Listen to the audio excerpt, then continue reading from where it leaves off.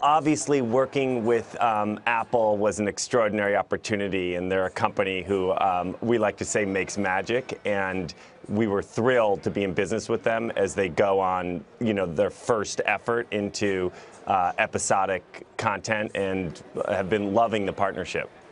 A lot of people looking at this and saying, all right, are we at the beginning of some big new chapter in content?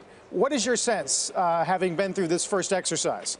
Well, I think across the board, you're just seeing more and more companies, a lot of the Silicon Valley-based companies and Seattle-based companies differentiate their offerings by using content. And obviously, Amazon and Netflix have done a tremendous amount of investment and have found huge success, whether it's Oscars or Golden Globes or more subscribers.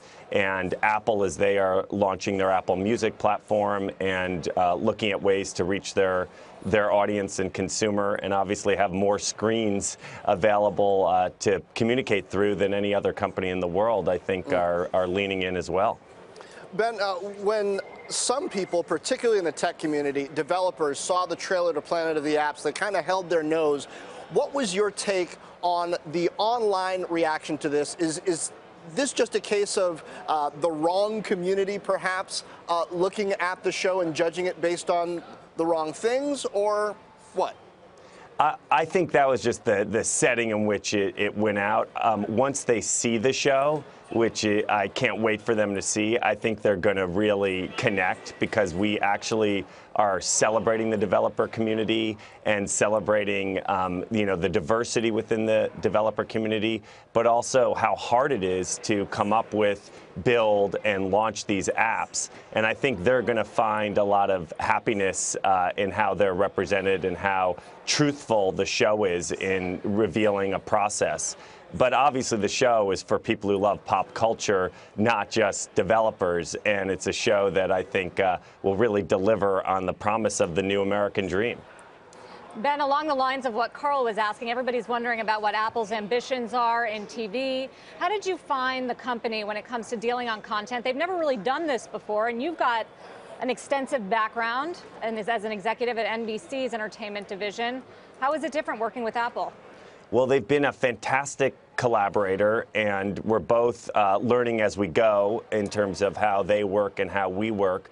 But I've been super impressed. And Jimmy Iovine, who is really our main boss running the Apple Music platform, and Robert Kondrick and the team are very comfortable with content and very comfortable with talent. And obviously, he came from running a giant music label. So they've been great to deal with and are really co-producing it and with us in the trenches. And I've enjoyed the process. It's really fun. I'm learning a lot as we go as well about how we translate our content and deliver it through their service, and a lot of the technological innovation that we're integrating into what we're doing as well. And the show itself has been extraordinary because it really is a show that connects the culture of app development and engineering to the culture of the consumer. And I'm thrilled about putting those things together. It feels like the app ecosystem, and I just watched Mark Zuckerberg with the North Carolina basketball team, and I immediately thought that's a new show, but we can talk about that later. No. But I was thinking how these guys and gals who developed and generated these apps are the new rock stars and are building culture the same way directors, writers, actors, and singers have built culture the previous 50 years. Hey there, thanks for checking out CNBC on YouTube. Be sure to subscribe to stay up to date on all of the day's biggest stories. You can also click on any of the videos around me to watch the latest from CNBC. Thanks for watching.